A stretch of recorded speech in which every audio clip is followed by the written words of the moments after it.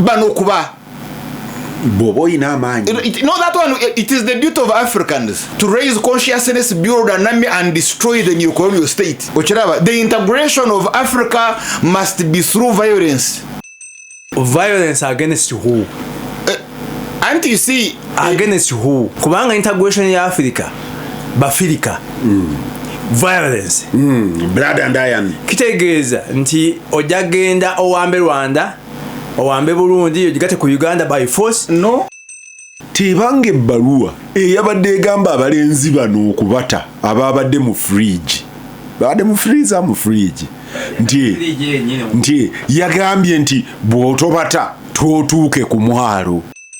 Kakati bwe babanga ba UBC tebawa live coverage ku Kyagulanyi nga bawa live coverage eriyo wetibu habulwa. They are breaking the law.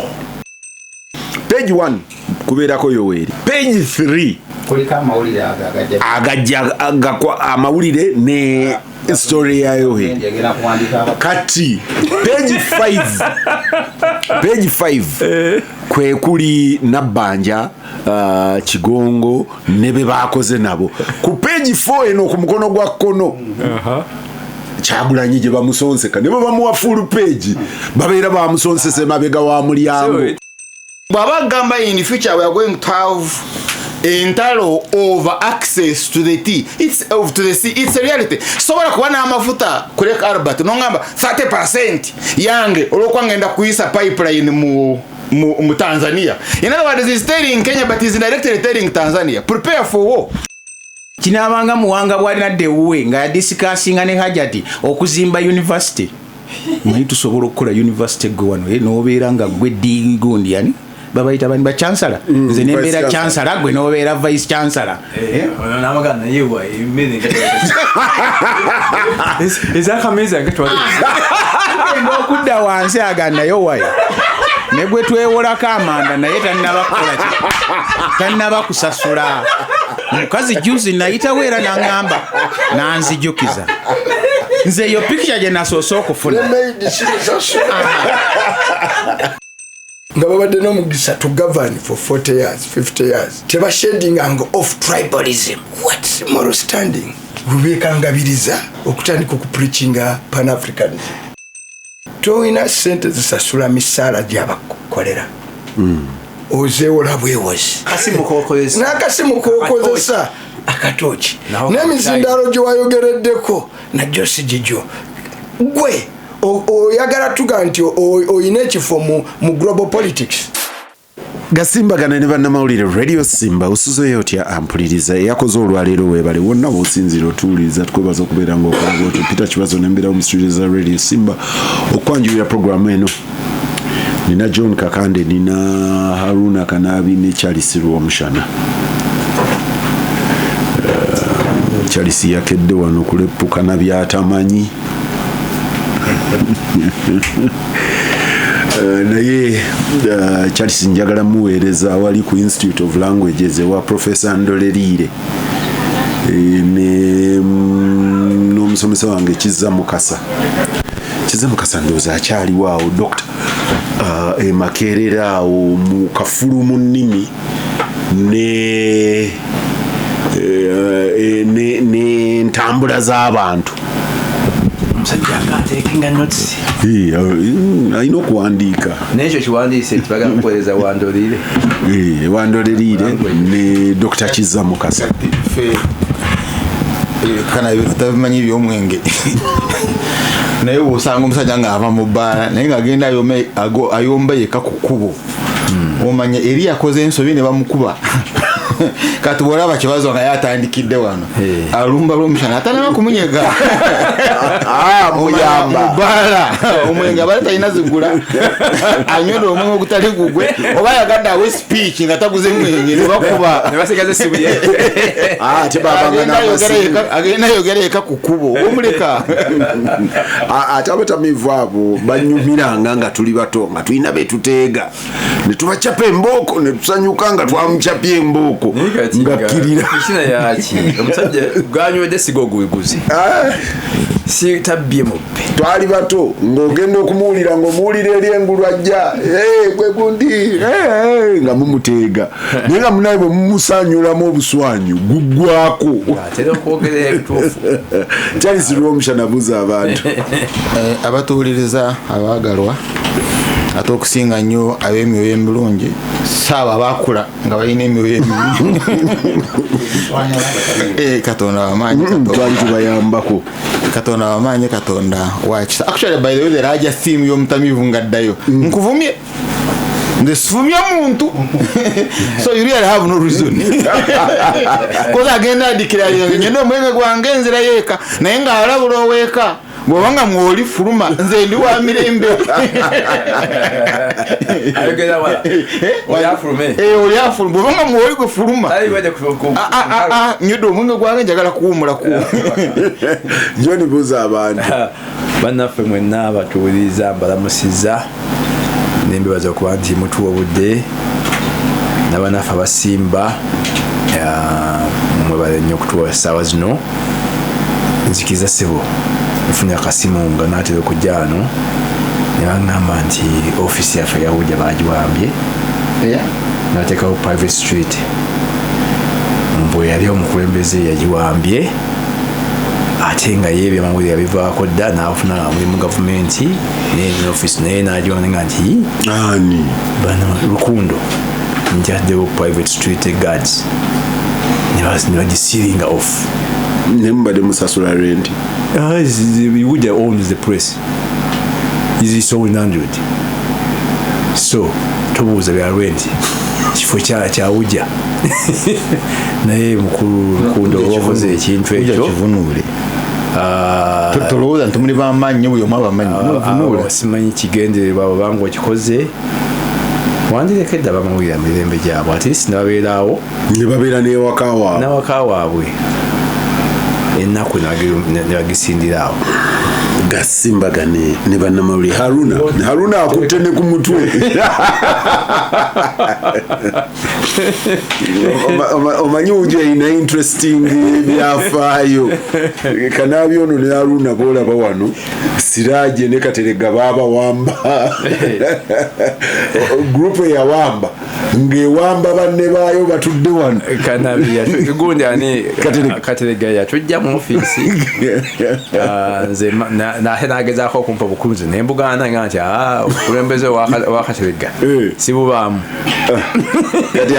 kati ate yani kubanga sooka n'atulwanyisa ate bamala okuwamba entebe ate nayagala atuwa ebifo kabula nga onywanga okuteeka tamale ye wawo okulonda okwaliwo nga afubutuka wano misinde alina okugenda okulonda yagira nanga nti owaayi abamawulire olowooza tebafuuse balema ti buli ajjajja namuggo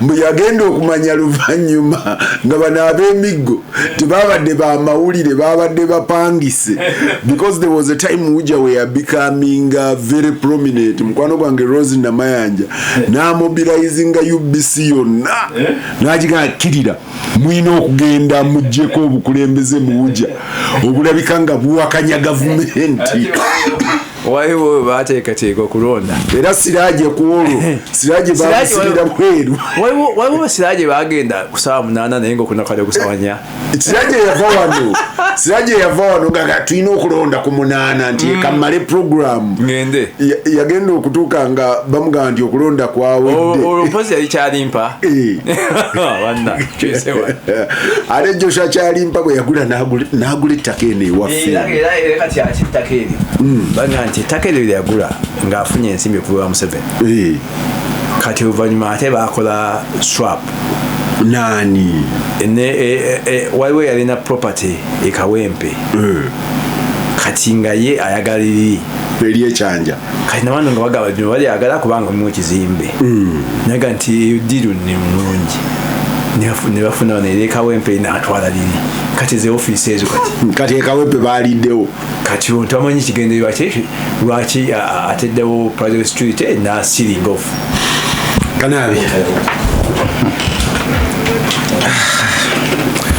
njagala kulamusa batuwuliriza naye muzeeyi Kintu Musoke yangamba abawujja mwali bakyewaŋŋamya. mbadde ntunuulira Kakande ng'akaabira wujja ate onkoze bulungi kuwangaala kuno okugana Mayanja yali omu ku abo abasensebula amaanyi g'abamawulire Rose tava kumwogera wano kubanga eyo y'entandikwa ya wujja Secretary General. Finance Secretary General wa NRM kuba ekigendererwa kyonna n'okutuleka wano nga tulina n'okukola handover Kibazo yerabidde nsiraaji yaddukanga naye tatubuulidde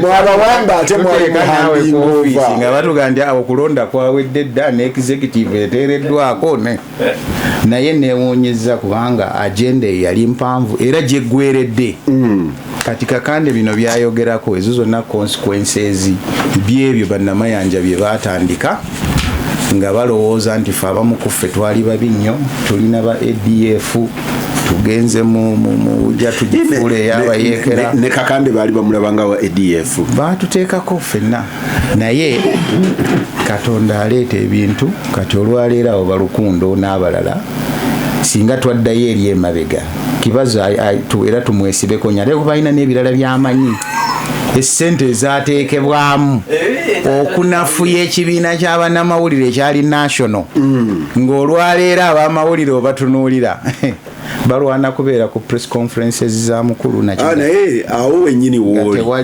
waaliwo olutalo wakati wa wujja na quote unquote abaasoma abaali eri kubanga jjukira olw'etteeka ly'amawulire bwe limala okujja gaa nti abamawulire anaabanga ne bakola descriptor aga nti bali abamawulire abedda baali tebafiitinga mu kino ne bakola bagiyitaani eyagundi UNEPA teyajjawo wateeka UNEPA kyagireeta ku ntandikwa yaayo omusajja gwe bayita James Namakajjo mulinde funeral y'amawulire James Namakajjo bw'amala okuwangula okulonda mubeereko n'olubuuzi olwo ng'agenze mu Radio Uganda n'afuna ne basweepa bonna n'abaleeta n'alonda Kakande bwe bakuwangula mu kulonda ate toteeka muti abasweepa balonda bano abakuŋŋaanya b'empapula ne bagamba nti Namakajjo alina olupapula lwakuŋŋaanya Namakajjo ng'alina wali ewuugulu aga-screen aganene kyalina lwakuŋŋaanya nti talina katukole bananyini newspaper editors and Publishers Association.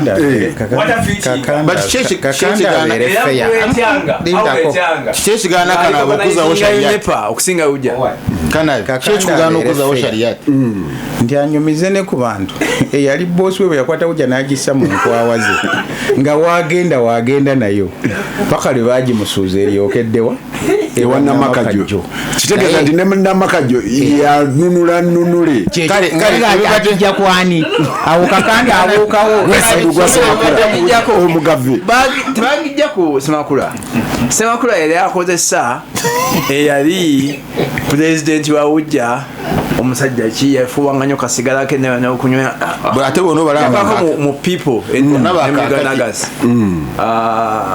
Amos Kajoba there is another old journalist who died Paul Waibale senior oba Stephen Waibale namujuganya kumwogera kati yali nga muwandiisi Kanaabi tusomere bibadde mu wujja naye nga yewujja president kati awo Namakajjo gy'agikwakula n'agitwala n'afuuka president waayo naye ne Kintu Musoke ne bateekawo ekyabwe ekirala naye ne Kanaabi mukulu Kibazo omanyi Kanaabi ono ne Kintu Musoke balina ekyabwe ne kifuna ofiisi wali naye mukulu Kibazo eyo tuveeyo naye ndowooza the general picture gy'oba ofuna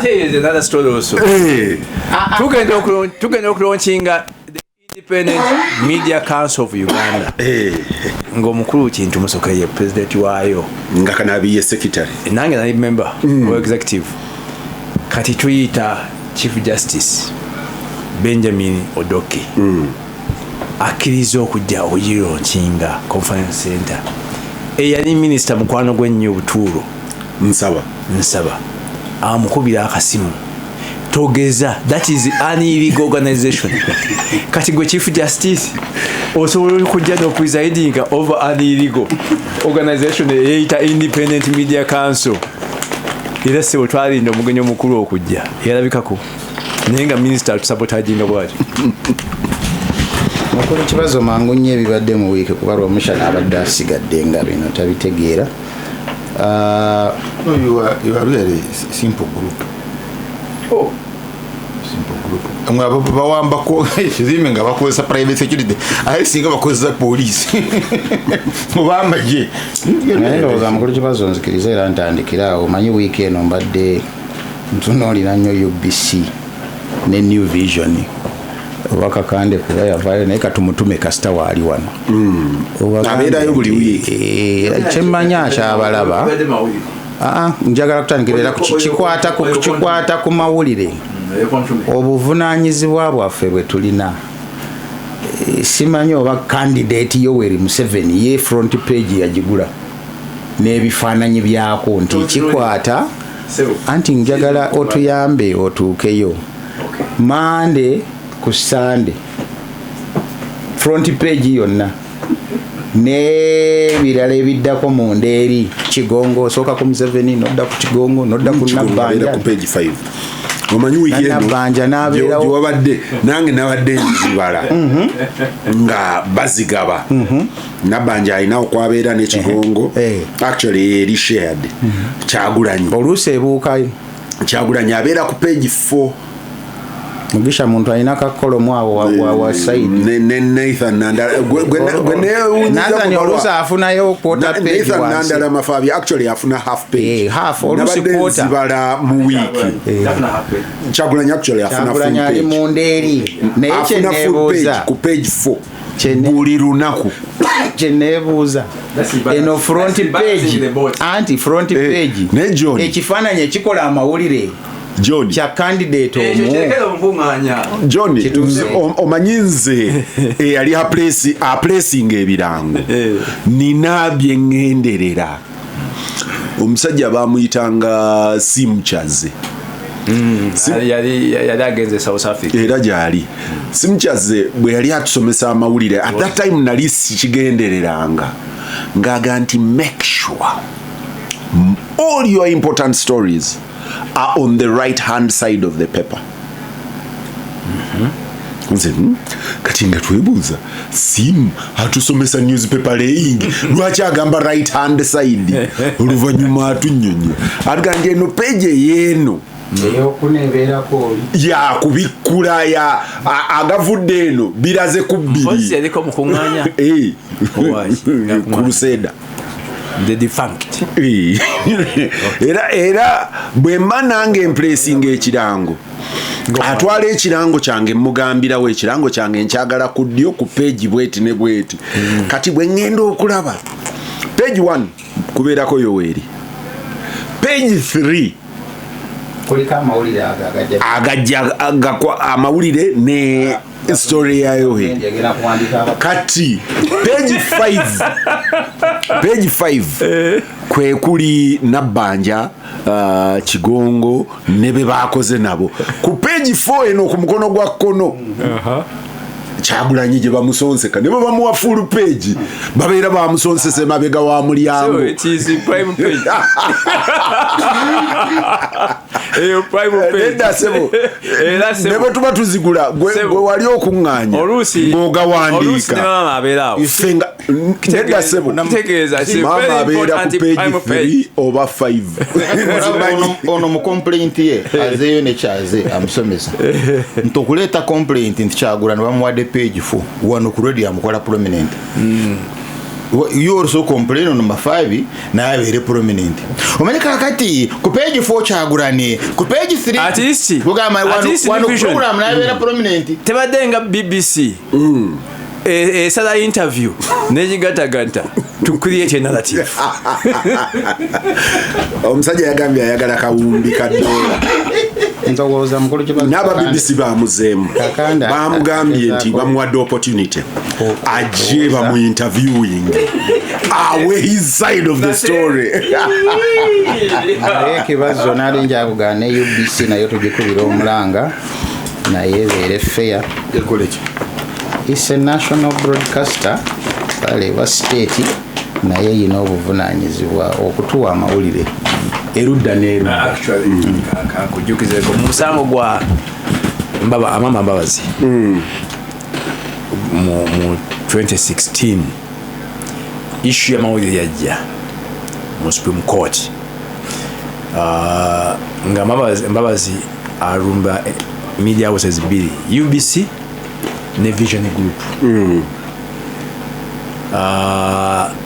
Supreme Court negamba nti UBC eteekwa buteekwa by the command of the constitution okuba candidate bonna equal coverage. Naye kyali proven nti New Vision is another quasi-private media house. It can only be equitable and not equal. You must make that equal distinction. Abantu bategeere. Kakati bwe babanga ba UBC tebawa live coverage ku Kyagulanyi nga bawa live coverage eriyo weetibuhabulwa. They are breaking the law. Era nansabye Rubongoya aba contacting immediately bagambe bababuulire nti tulina function twagala live coverage. Harunah Kanaabi amawulire ku speed. When you're saying equal opportunity, why do you use oyogokozeseza as an example? Waki togamba mukulu Kibazo eyo tujja kudda ina ensonga ndowooza eyiseewo bekikwatako bakitegeera naye weekend mukulu Kibazo tubadde nnyo n'ensonga ya President Museveni ne Kenya n'abaana abantu ababiri abaali bakwatibwa wano oluvannyuma ne bazzibwayo. President n'aga nti babadde tubayina wano mu firiji yaffe naye ndabye n'ambasada wa Kenya abadde mu firiji oba freezer yagamba firiji ate nabo ne badde eri ne bakibalaatiramu ne bagala ne mu firiji eno nti mu freezer section mwabadde muwebati mu firiji eno twabadde naye era tetukomyeko ekyo ensonga ya Kenya ngekyagenda maaso. President yabadde neera mu Eastern ng'ayogera eri abamawulire n'akomyawo era ensonga ayoga nti Kenya ereme kulowooza nti ennyanja eri yaayo yokka naye naffe abali eno tugiinamu omugabo. Ate yaleese ekyokulabirako kino Kibazo ndowooza mu abazimbi b'amayumba yagendi bw'okola apartment abeera ku ground floor yabeera nannyini compound yekka, naffe abalala tukola ki naye abakenya nabo era etteeka lya condominium eriyo ze baziyita common utilities. Fenna tubeera ku block okutuuka kwali ku namba 20 parking yaffe ffenna staircase gwe tojawulako noga nti nze wano wawatuuka ewange ngikyusizza ejja kufaanana bweti yaffe ffenna mu condominium. Ndowooza issue enkulu gyatatunyonnyola sirowooza nti Kenya emuganye ownership eya Indian Ocean. Issue nti bw'oba oleeta ebintu byo tujja kudda ebintu byo mwebese Mombasa, find a way of getting those items to your country without coming through our territory. Eyo tujja kudda nnyo ensonga z'abasuubuzi nazo wiiki eno zibadde zikyaliwo abaafiirwa ebintu byabwe nga waliwo okweyawulamu wakati w'okubawa amabugo n'okuliyirwa n'abo abagandi bannange tukkirize ako konna ke baba batuwadde ke tuba tukola ki ke tuba tutwala.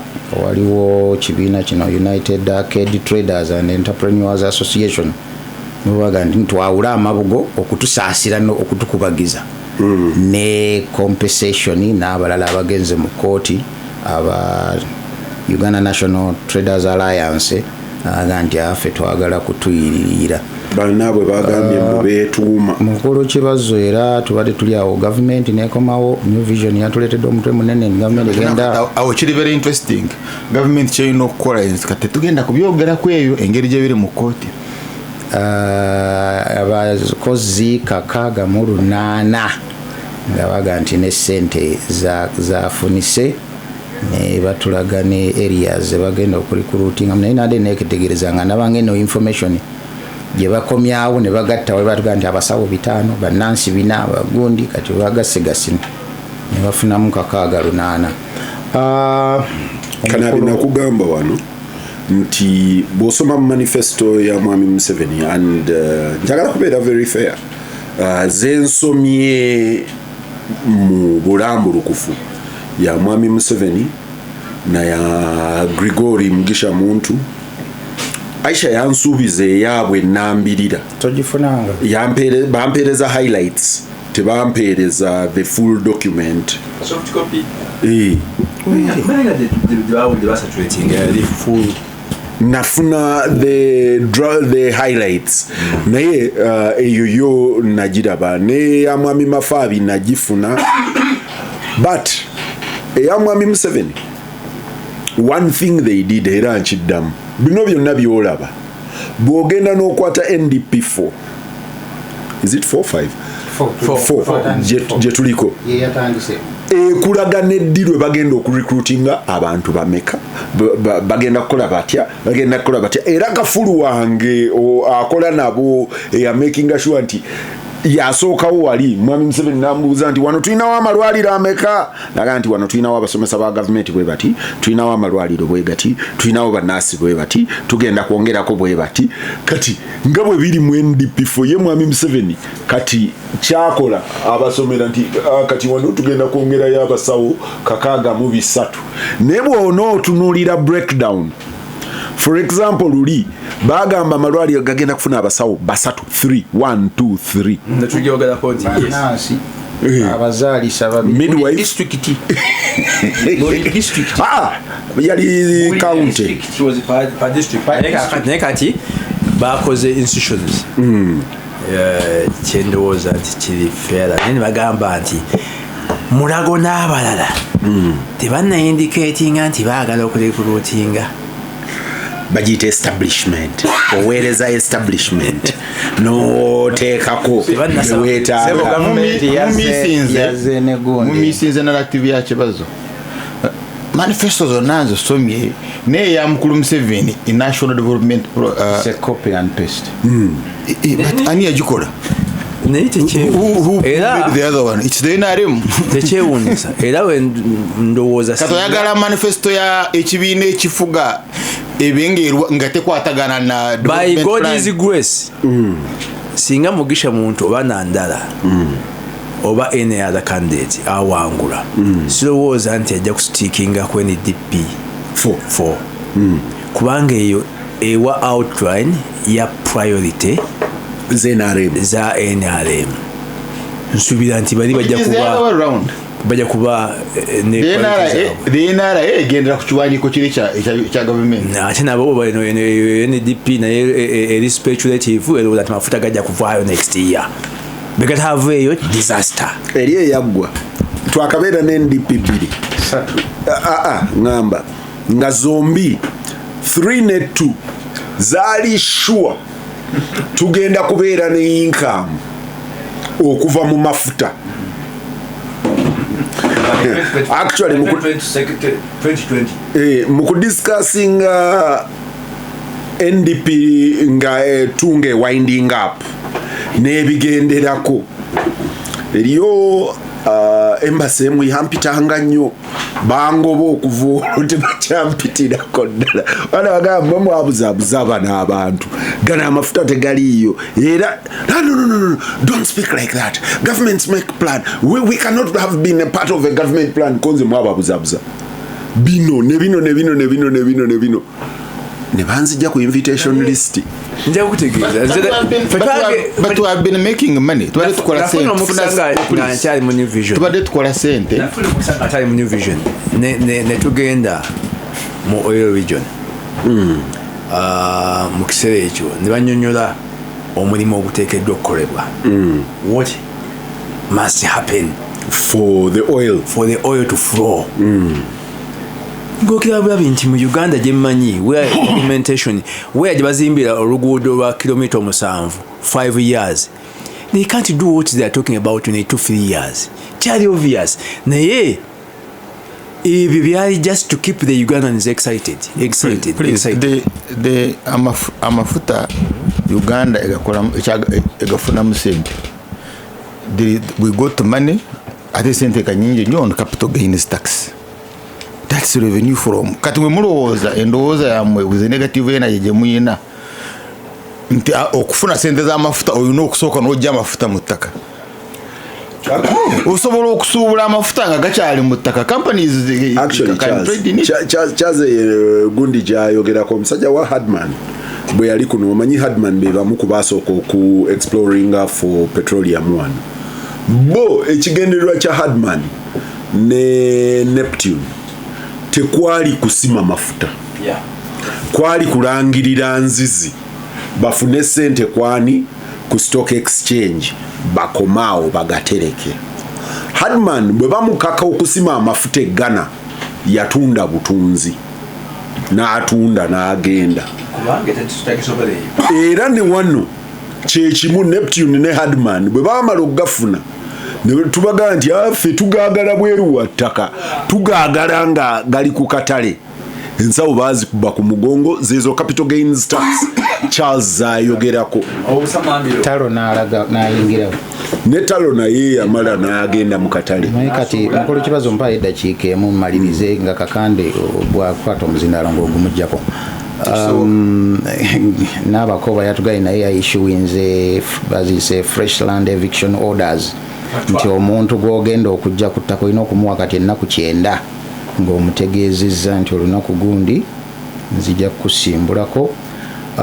Ne electoral commission yamaze okutulaga nti obululu yamaze okuwa abagenda okubukuba era newuunyiza lwekuba tupromotinga wano by Uganda Build Uganda. Naye bagenza okukakana nga kampuni ya Dubai efunye kyetuyita Lions share egenda okuba obululu ne declaration forms.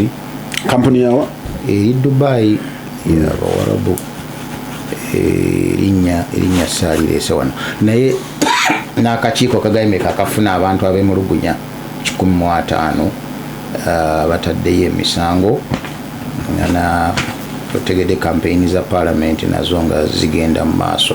DPP naye mangu nnyo ssebo yage nti bwatunuddemu mwami Lugoloobi ya Amos ewa mukoddomi wa Kakande Kayunga twamusanga mu kanisa nga bakakande bamuyise n'abakuba zaali ne kakyalisi alinda kulayira yayita mwana opozi n'abawa miliyoni emu n'ekitundu. sebo DPP eyagenze yagaye nti omusajja omusango ekibadde mawulire kumabategekala moja abakakane bafunako 1.5 million. Alugolobi yasangibwa alina sente naye kanetonde omubuliza afa yagamba nti ntabatabula nnyo nga abalala boogera naye kasaaga mudekerawo kumprovokinga. sebo bodo era nga tannabagenda naga nti ne mukulu Professor Balunywa naye emisango bagimuggyeko. Nga tuzze ne mu kalulu ekisolo eyo abawagizi ba bitangaalo ne Alex bagwanganye nabo malaka mundu ne ziva nayo basobole okubeera nga babataasa okubeera nga tebakubagana n'abaana baffe batandise ebibuuzo bya Uganda Advanced Certificate of Education. Tubasabira bakole bulungi ebisembyeyo musebo Kibazo kaliculamu gye mwajjawo eri enkadde omwabadde ekigezo ekyabaddeko date ya 2024 nega nti it was a typing error tebeeraliikiriza clerical content teyakyuse kisoboka nebikola niyo bwali neewunyiza nalabye wano sebo kooti yatugambye tusasule Iraka yetubanja sente zaayo wano obuwumbi miliyoni za $640 nga baazituwa mu 75 n'endala ne tuzijjayo mu 92 era ebbanja likyali ku ffe tulina okubeera nga tulisasula. Mukulu Kibazo mu bitonotono ampuliriza Gasimbagane ne bannamawulire ku Iraq my disappointment tebanoonyeza mukungu wa gavumenti ya Iraq kumubuuza mwe mubanja kubanga bw'osoma story in between olaba nti emu ku doubt nti bano abaali babanja gavumenti ya Uganda balinga bakasulu ng'ekyebuuzibwa balina authority okuva eri gavumenti oba bo beefuula aba Iraq okubanja gavumenti ya Uganda. John olina okumanya nti mu nsi mulimu classification tugiziyita vulture funds. Vulture funds banansonyi okubayita vulture bo kye bakola bagula amabanja mostly sovereign debts ne ezense entonotono bw'ogenda mu Bahrain n'ogula sovereign debt. Abachina baali bagala ogula ezabali mu P. Bw'ogula especially sovereign debt kati bw'ogigula neefuuka commercial beyond what was gwe n'oga nti nze nina obusobozi obubanja. Ensi naddala eziyina emmeeri ku semayanja vulture funds ezo zimakinga sure nazo ziyina bamafia bakanyama nga bwolaba wano mu election trail nti oli abeera ne bakanyama be nabo bayina egaali zaabwe kati egaali ng'ekwata emmeeri yo ng'ega nti we are recovering ate babeera ne order eza international court balinga kirunda be bakirunda b'okunyanja kyogamba nti ono kati atubanja ayinza okubanga kirunda kati atubanja ani byonna ebyo byabadde bira ani awoza naye omulamuzi bagambye nti mugende basasule. Kati olina okunoonya sovereign debt eyo ani agibanja ani agigula ayina agent wano aye omutima gwange gulina gwe gwagenzeeko e Kampala wano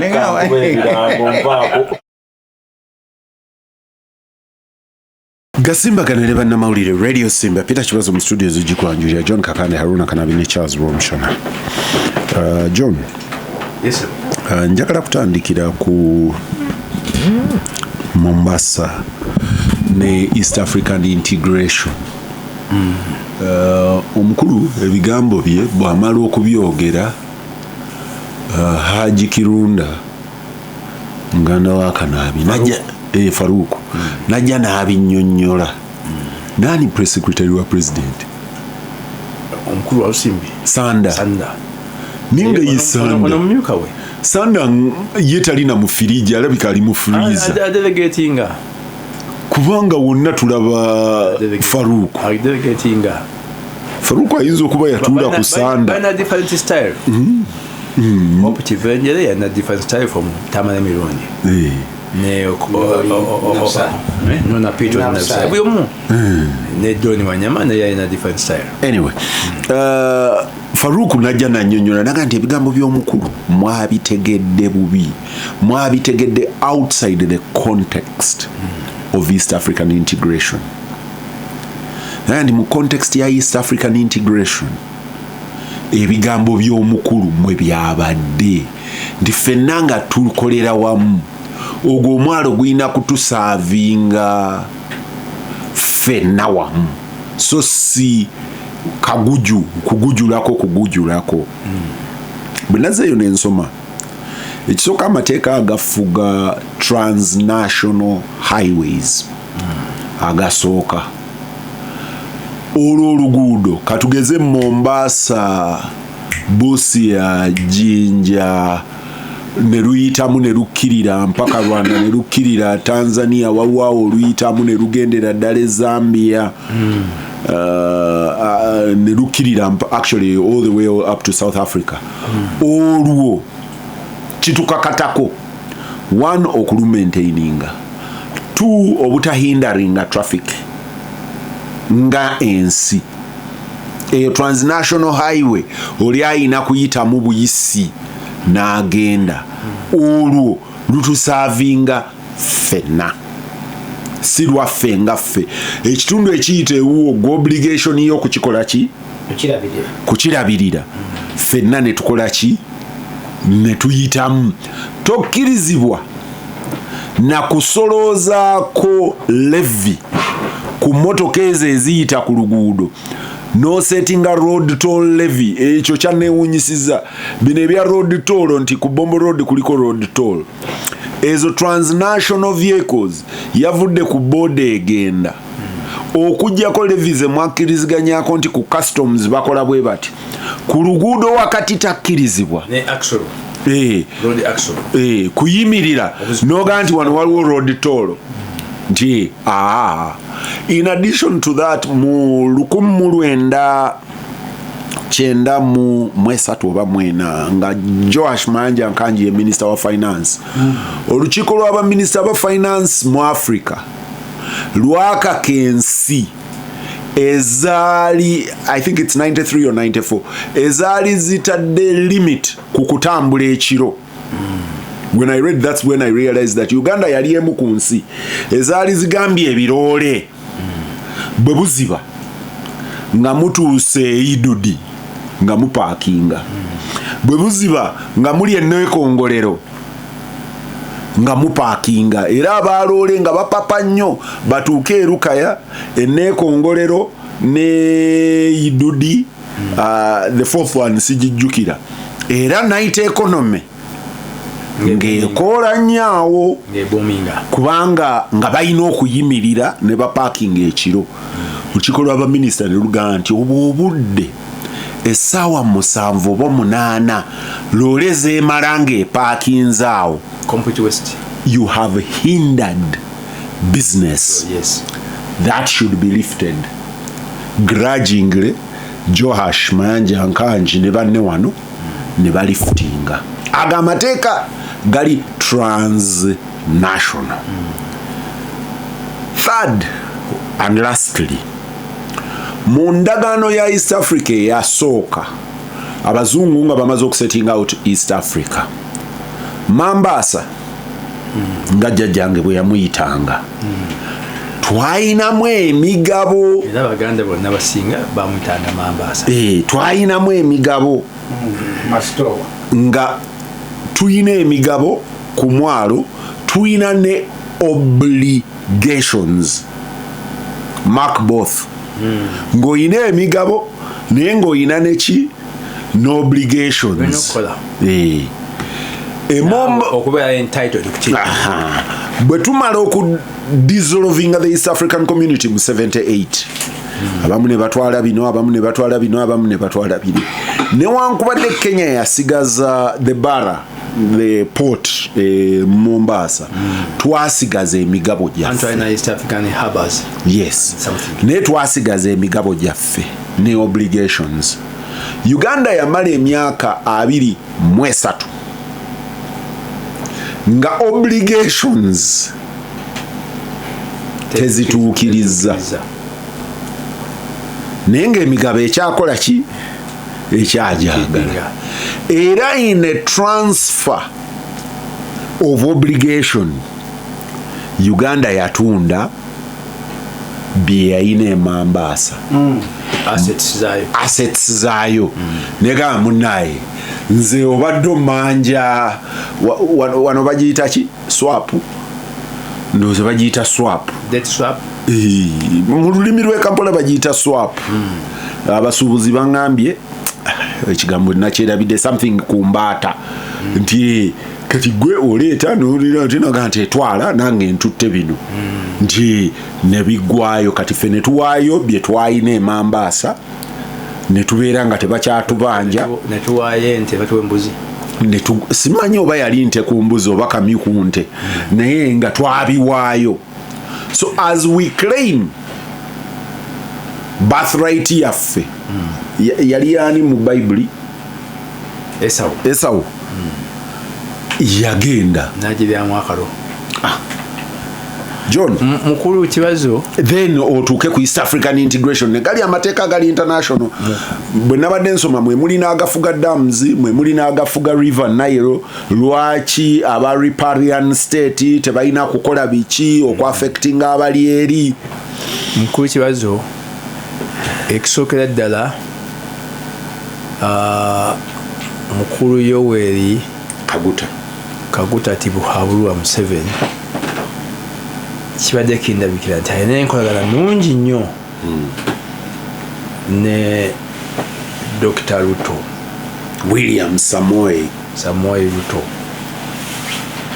n'olwekyo simanyi statement eno yagikoze kiki ekyamuleetedde okwogera ebigambo ebirabikanga enkolagana ye ne mukulu Ruto etali nungi kubanga ebintu ebyali tubibuuza biseera bya Amini byagambira nti Uganda yali ekoma naye Basha which is factually correct naye things had changed by the time Amin took power. William Kipchirchir Samoei Arap Ruto kitegeeza nti omukulu ku that level head of state bw'aba yayogedde ekigambo ekyo wateeka okubaawo underlying cause wateeka okubaawo wakati w'ensi zombi oba obukulembeze bw'ensi zombi wateeka okubaawo akagulumbo akatana kuvaayo n'olwekyo amaaso nagateeka ku lutimbe engeri gy'adayogeramu ng'alinga agamba si ku assets zoyogerako ezo Mombasa Port Authority nti Uganda naye bwannannyini ku Indian Ocean ebulina nti era bw'ogezaako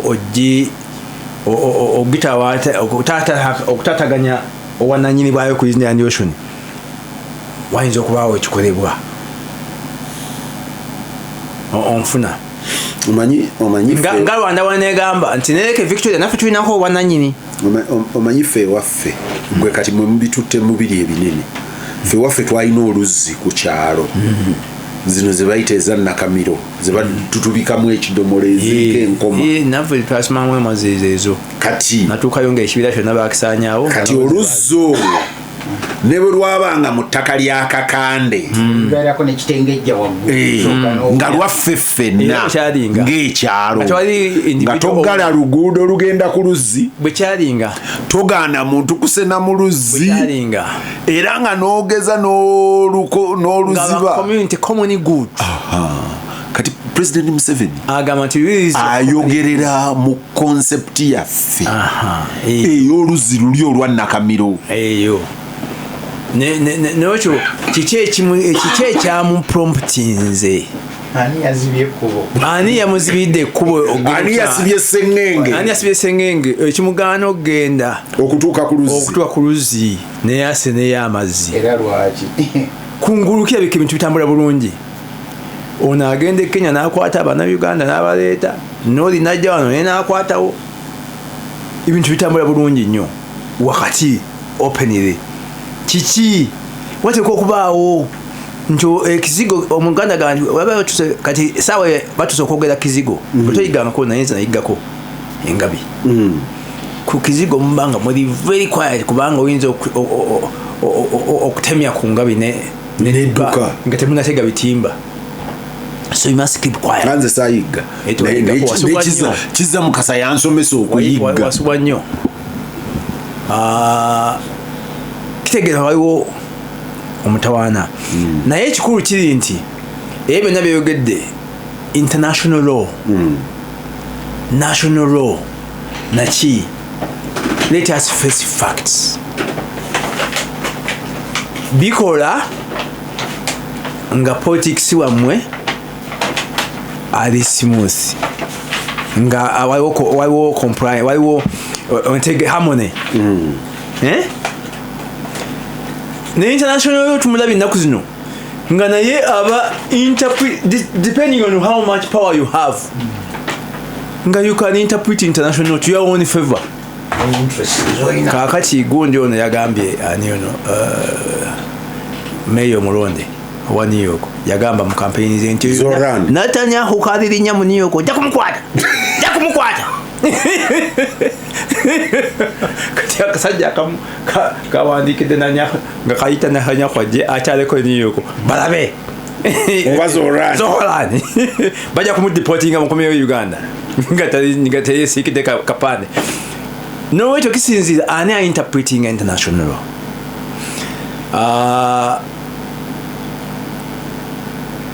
Ekikulu kiri nti ensangi zino tulaba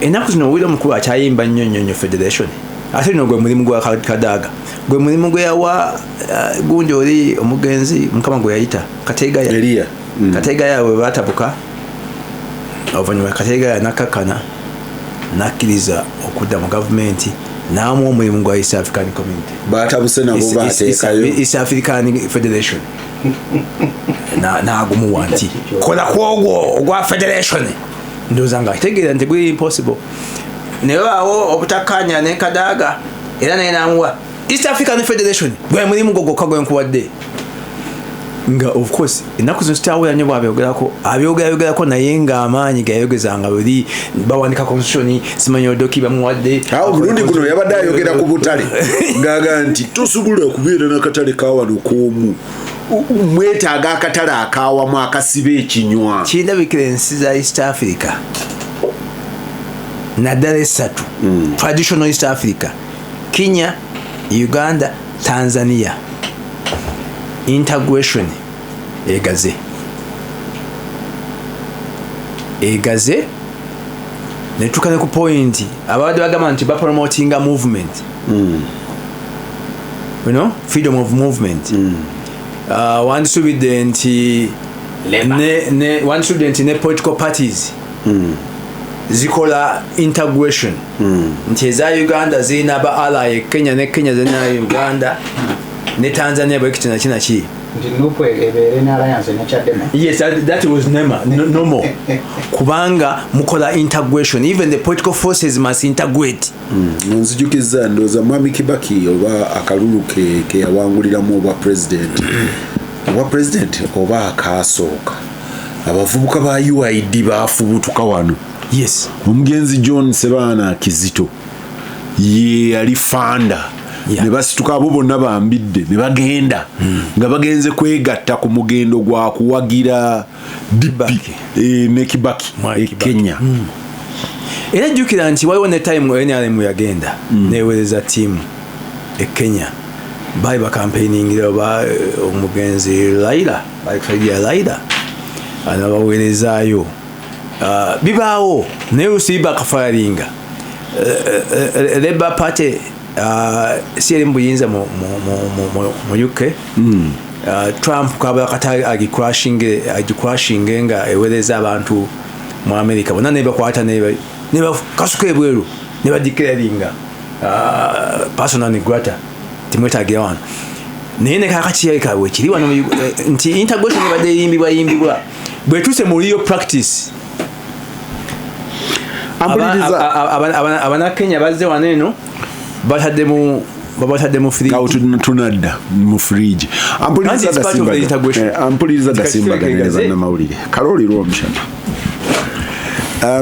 ennaku zino mu ggwanga lya Ethiopia ndoza be bazimbye eddamu esinga obunene mu Africa Renaissance Dam 6,000 megawatts bwe bagizimba bwe baali batandika ndowooza oba bwe bakola proposal Hosni Mubarak nga akyali president yagamba nti bwe munaagizimba tujja gikuba bomu it was that blunt bwe munaagizimba olwa cubic meters z'amazzi ge mugenda okuretaininga awo agandi badde gajja emisiri when you retain it the evaporation the question now yali ku evaporation bwe mugala emiso okutambula genkanache aga bwe reducing flow genkanache aga evaporating si kyokka naga released gakendeera emyaka giwezeeko Hillary Oneeko oyo ng'akyali minister wa no before he became a minister nga member wa parliament wano we twakalayanira ne AES power okuzimba ejjinja oba ki Hillary noted that Uganda yali yafuna bakafulu okuva Egypt nga bakola jinja ku Nile era naga nti baali bareleasing amazzi to monitor the flow. That was the official. Yaga nti baali bareleasing amazzi obungi obusinga mu obwo bwe twali tuteekeddwa okukola ki okufulirizinga buli mulundi to the detriment of the low-lying areas zino ez'ekayunga ani abali awo nga wafladinga ne to the benefit of Egypt kubanga oli yali ayagala mangi nga wano muba mukutte ki era mwami Museveni mu bimu ku bye yali ayombako omulundi guli nga bayombesa ddaamu ezo nga baga nti omwami oyo mwerabidde erinnya yawandiikanga nnyo ewammwe mu New Vision yali omu ku ba lead campaigners against the dam ng'aga nti Egypt was one of the core funders of the campaign ey'obutazimba ddamu ndala riparian state politics oli atuuka actually for Uganda okuzimba dam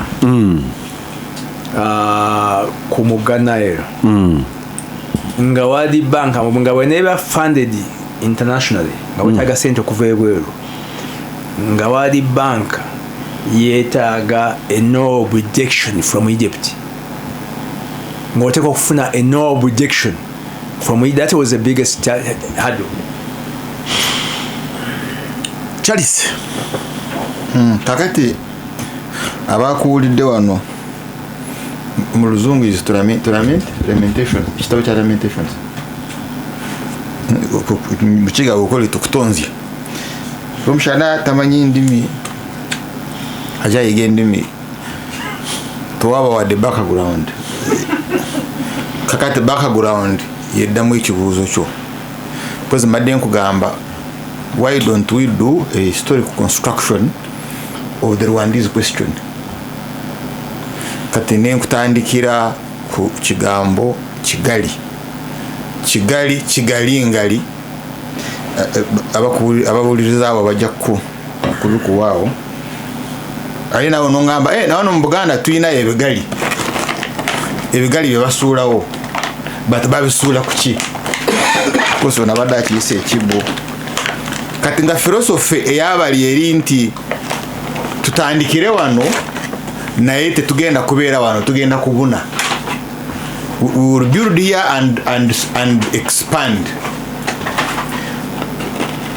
Yeah, that's one if you are doing historical construction from linguistics muvano mugende mubune yena je munabuna libeta kalyafu. I think even the Jews could be having it. Akati mukulu Museveni agamba bobango inaba abajja because walabaga tugende let's go out. I think even ne Buganda bosoma history yawe ujoda be Philip Idro ayina community gyafuna yo deep in West Nile, West Africa ngamufana na culture in all respects nenzina nachi nebigamu ngebimu bivayo nga yecha agamba kiri nti bave nga banonye taka. The same is true with Bantu migration. Kakati mwe you the indigenous, if you are going to do defense bembanga mugenda kukola defense because oli ayagala je. As we speak right now, there are areas, walo areas tuina ku River Nile kati nga tosobola kuzituukako nga tulina access ku parts z'omugo gwa River Nile. Wala abantu bazze babaguze babagize nga ba fencing off. So I wouldn't be surprised in the future ogamba ngo omugogo n'abago territory yamwe. So how do you do strategic defense? Because abaina amaanyi eri baagala bajje sugamba nti bagule but bawambe. You get either through proxies or directly. But the musobola kubeera n'obugaga buno bwe tuyina very good soils, swamps, fresh water. Iran egenda kugala Tehran bagala kugoba bantu mu kibuga because tebalina amazzi ga kunywa. They are rationing water. Katugobere Lake Victoria oliawo nayo no government and you don't have capacity to defend it. Oli ajja kujja abagobewo. So Museveni is saying we as Africans, how would we do strategic defense? Because oli azimba offensive ayagala okuwamba agambye nti Taiwan yange, the Strait of Taiwan, that strait Mary weziyita yange, I want to control it. China gamba I will take it, to belong to China. Oyaga agwegeza, we will be in direct conflict. Ayagala okujja okuwamba gwe okoze ki mu domains eziriwo to do strategic defense. One, you don't dominate land. America kati ya dominating. Two, you don't dominate air. Nenyonyi chamuyina choka is bombarded na ite mugisobola. Three, to dominating amazzi. Kakata ate wanyingira on another domain, the outer space. Toina na capacity egenda yo. But okuzimba kumazzi. Because kata agenda okufuga ensi, indeed afuga ensi yo ya controlling commercial routes kumazzi. And ndozo wulira engeri China jeyomba ne baneighbor kubyamazi. Omanyi wawaba abuzanga kakati batusomeseza ki Vasco da Gama, batusomeseza ki the birth of globalization is that route that bamuyitangani Bartholomew Dias eyafira wano eyamalayo ndoza eyamalayo Dias eyamalayo natuka. The sea route to India is the birth of globalization and the birth of hegemonic contention. Yes, so kati America is etekamu sente nyingi nnyo ne aransi yayo ne NATO okukuma routes ze kumazi. So for you can't send kati ngenda kuzimba email ingende nkole business eyo mu Sea of Japan na kina they want to give you access waruku agreements zo you kola zo you okuyitamu. So he's looking at strategic defense as a blocker for Africa. In other words, Kenya ne Tanzania tebasobola kuzimba mail zino zola aba America zekosa mu kulwana teyina capacity. Can we as Africa build a mail nga yafe for strategic defense? Bazita zola za Abraham ziriwa omanyi Charles Rachinseka is that's sweet. Bosoma Kwame Nkrumah John Winokubanga wa musoba mu abali idealist ba student ba mujaju ya preaching anyo Africa must unite. It was one of those idealist books na soko kusoma Kwame Nkrumah, Africa must unite. All the dreams of a united Africa presupposed that fetwega anyo kolachi okuyunitinga era nono aganti tuzimbe naye bwe bali nga Muhammad al-Gaddafi ate yo President Museveni yajinyumya nejuzi nalabyo omukyalo omuzungu ajinyumya.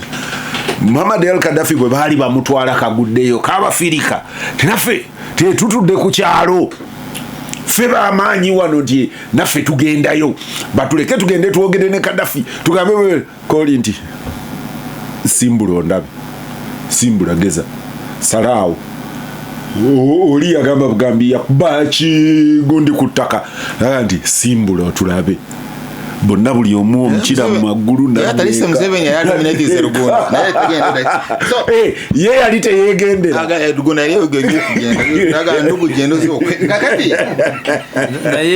babagamba nti mugeze. The model ya Kakande jabadde where he was cynical. Nti Museveni bayina ebizibu nabyo batwala mu integration. Model ebaddewo oy'okupreachinga to teach regional integration or integration tekola. Model ekola is the Bismarck model. You see, the great question of the day shall not be resolved by speeches and resolutions of the majority. But by blood and iron. Ojaba, kakata wakati mkuru Museveni ni waga mutiki nyamirundi. Kati autuli nawe. Ndine Museveni na wakati. Bano kuba. Bobo ina manyi. No, that one, it is the duty of Africans to raise consciousness, build an army and destroy the new colonial state. The integration of Africa must be through violence.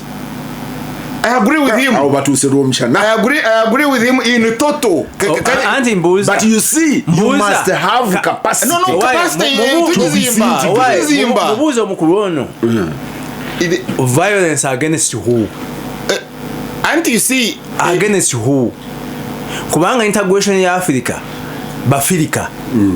Kitegeeza nti bwayogera ku nti must be achieved through violence. Blood and iron. Kitegeeza nti ojagenda owambe Rwanda, owambe Burundi, ojigate ku Uganda by force. No. Okwate South Kivu. Yes.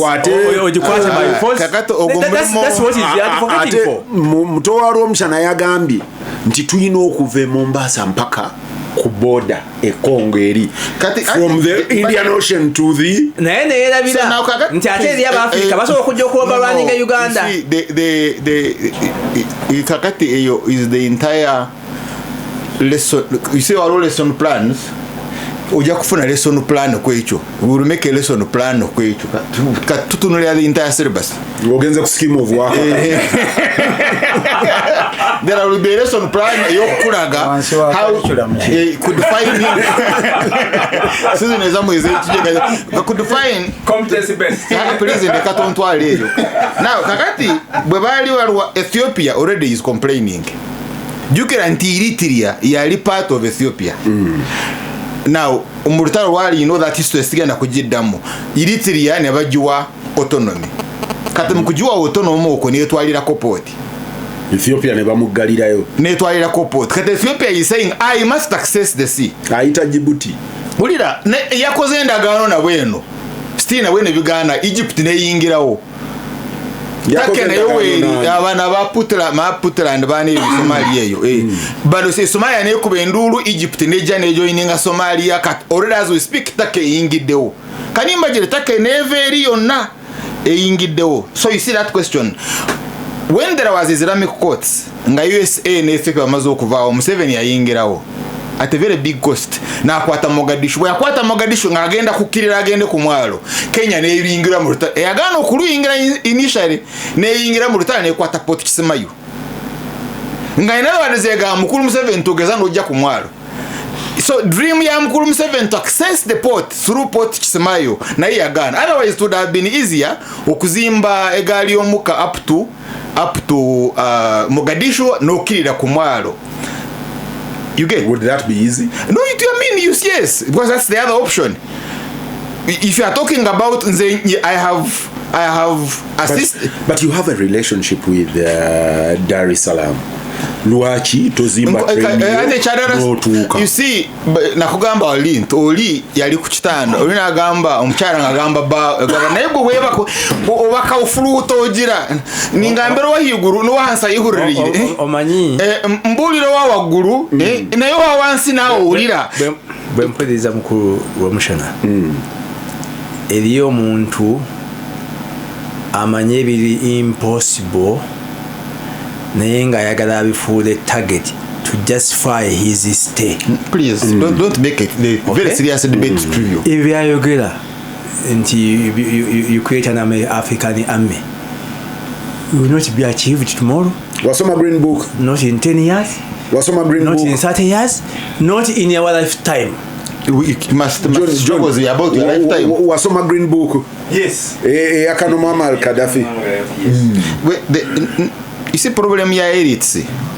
Actually pseudo elites. Kwe kwagala kutunula ensi nga mujiri mtinga your own perspectives. Tiwali chingana kati guyumba nani guyugiri kugo mukirizo kuyingira wali talimu. You can dream and dream big. Please, I have explained to you. Siganye ku dreaming. You submitted and I listened. Yeah, listen. Okay. nagamba mukulu Museveni occupied Mogadishu. That's the reality.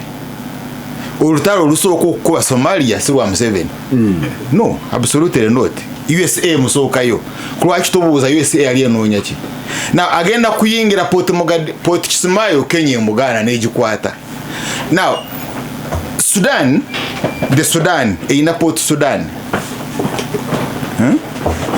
Oina pipeline etwala mafuta from what you now call South Sudan to Port Sudan. Mukulu Museveni, I think that was Kenyatta over Ruto. Ngabaleta proposal no katuzimbe port Lamu pipeline eve South Sudan egende Lamu batemeko Port Sudan.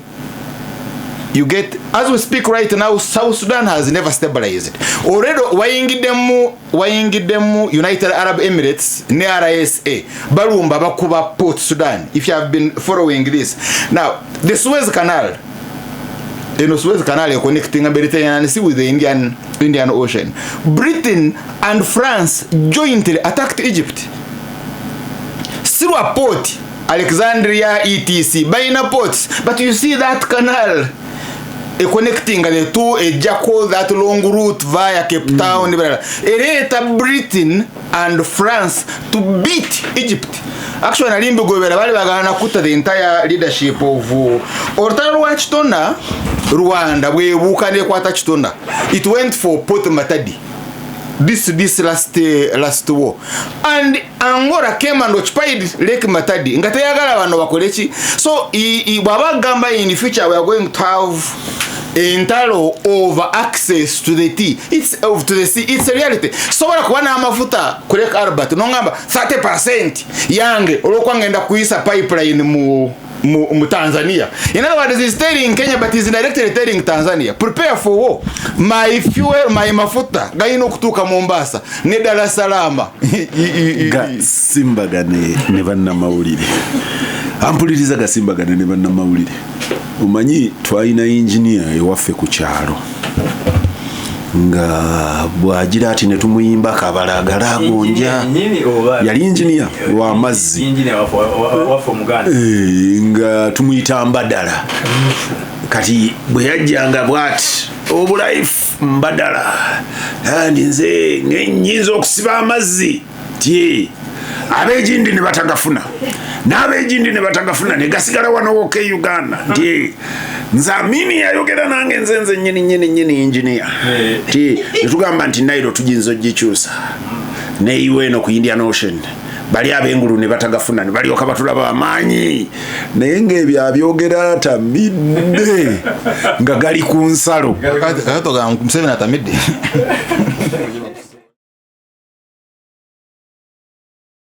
Neba na mawulire Radio Simba Peter Kibazo mu studios zigikwanjira John Kakande Harunah Kanaabi Rwomushana ne Muwanga Kivumbi. Harunah eriyo Clapton akubuuza Clapton munnamateeka ali Nairobi aga nti tebange ebbaluwa eyabadde egamba abalenzi bano okubata ababadde mu fridge babadde mu freezer mu fridge nti yagambye nti bw'otobata twotuuke ku mwalo.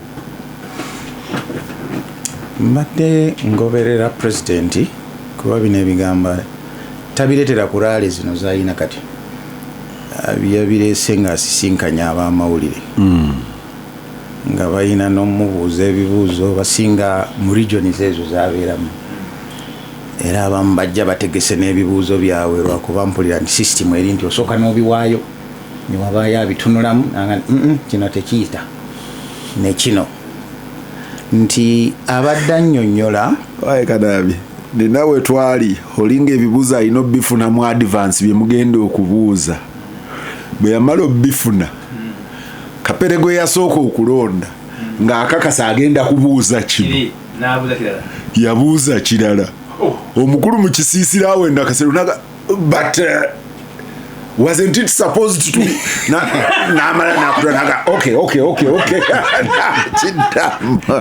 era sebo ekyo kikugobya ku listi y'abantu ababeera ku ate yaddako mbadde ntunulanga Museveni annyonnyola nnyo ali mukubiriza Gasimbagane Rwomushana bino byabadde ayogera integration tugaziwe isimanyi weak state si biki naye bambi bwagenda okumaliriza atwala obudde obuwera bali ne baddayo ku domestic issues sebo amalwaliro wano nankanire enguudo kati eggulo wadde bambuzeeyo conversation yaba agirinyisiza okutuuka ku Rwomushana tugendewa nti tugende ku mwezi tugende mu space ekyo kyennyini bani bagane biri tubiwulidde biri eriwa waggulu naye tusooke tukomewo wano bagenze ku biri myunden era ya kawunga na muwogu bino byonna byemaze obyogere bataali waggulu baba bali wano ku kawunga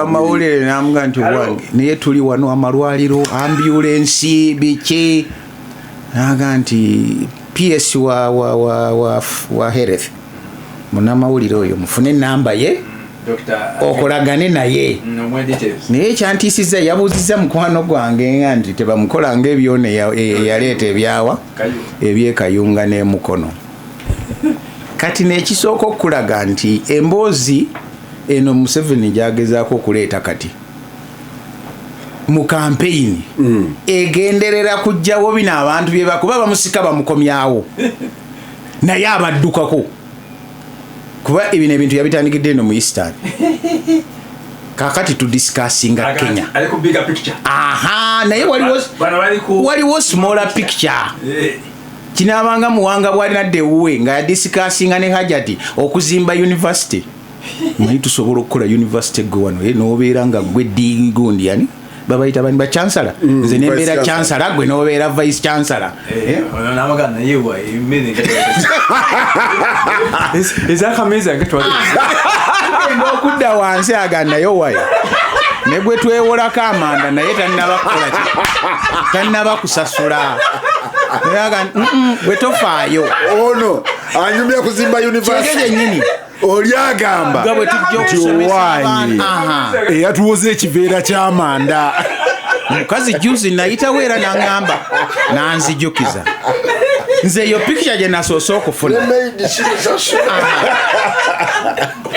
eyasembyeyo yabadde yaggulu era yabizeemu pulezidenti nga mulaba kati abafriza bakola kyokukima Kanaabi ate banjagaza ki mbabuulire bituufu naye ngambye ab'amawulire basatu bonna be bawadde omukisa okubuuza bakomyewo ku domestic issues z'abukeddi n'ab'embaale nabo bwe bakola ki biri obinyumiza byonna naye tusooke tukomewo wano so what is the purpose eya debate eno mu kiseera kino era naawe bw'ogenza ogireeta uyamba nnyo era ngenza okulanga ne Rwomushana musanyufu nnyo akunyumiza simanyi kisimayo yagenda owebukeddi kisimayo agimanyi kabe kasinge ne Mombasa kakola kusiramu omukalabanda kati ndaba Kanaabi n'omukalabanda gwe wali ku muziki n'abali abo bangi bayinza okubanga ne Mombasa tebatuukangayo kakati ekyo tusooke tukiteeke ku bbali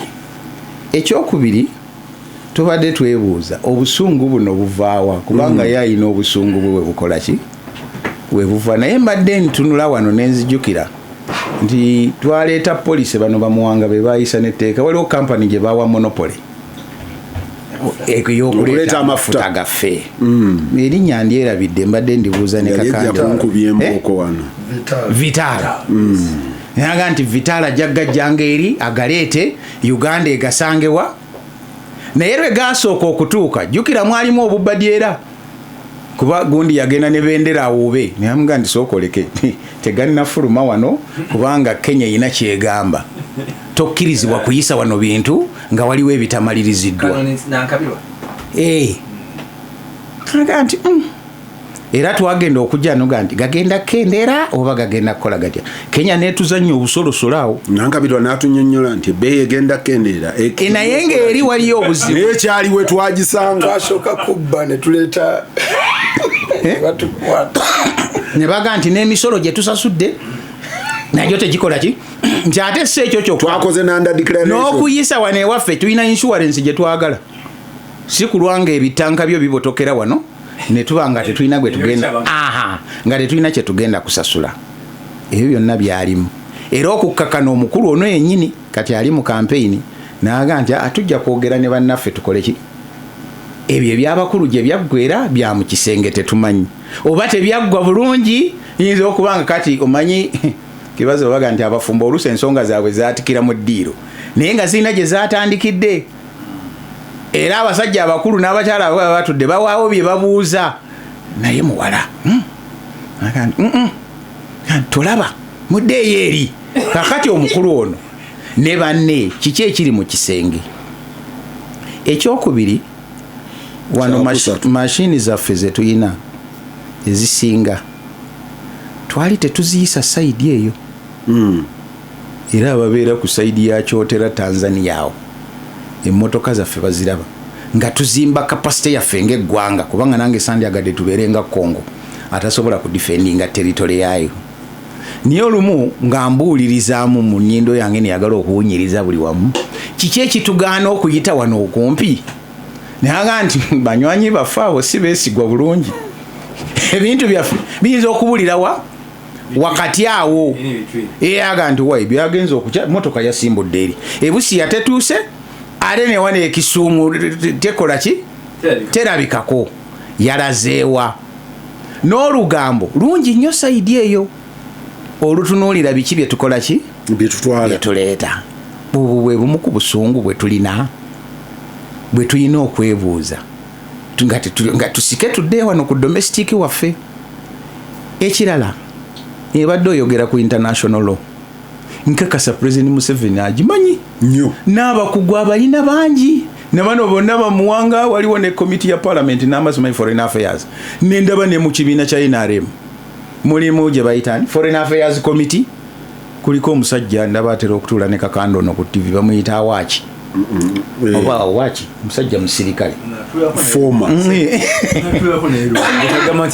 Pola atera okutuula nange aba abasajja ebyo bintu byonna babikola ki babimanyi bulungi ne bano Rwomushana bakulaze obukugu kati kaperewe bukedi omutuulamu omubuulira ebintu bino kiki okugjako ng'olina obusungu bw'oleeta naye mbadde nkuga nti international law abantu bagimanyi ne Russia egimanyi bulungi nnyo naye yamanya nti interest zange wali mu Ukraine neethreateninga n'ogamba naye nga ye entobe egiina nti mwaba Bulaaya gaasi ngenda musalako era amawanga manyi ne gasooka gapipira munange gwe bwogeza n'olwetabamu ene pesa ndirina nga nkola beswi bw'okyogerera buduuda bw'okyogerera Mbale gyakyogeredde oba ogamba ba Rwomushana that a strategic mind ngeno you don't subject its fate to drunkards so mulimo gwange kulaba nti abeerawo because it's a strategic mind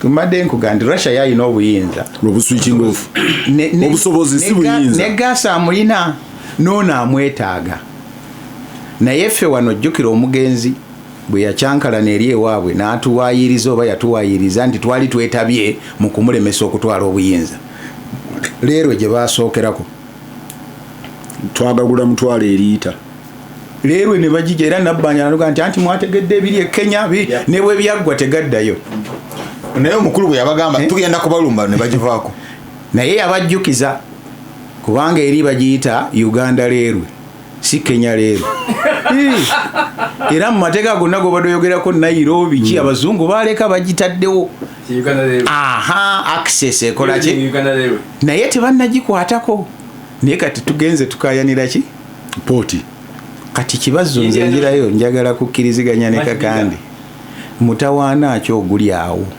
oguli emambaasa gwe tutanaba kutegeera Simbagane ne bannamawulire Muwanga Peter manyi tugizeeko ne tugamba tunaayita eramu tunagenda Dar es Salaam ffe tuli basiraamu ne Kanaabi muweddeyo bano bakatuliki I have total submission to the will of God.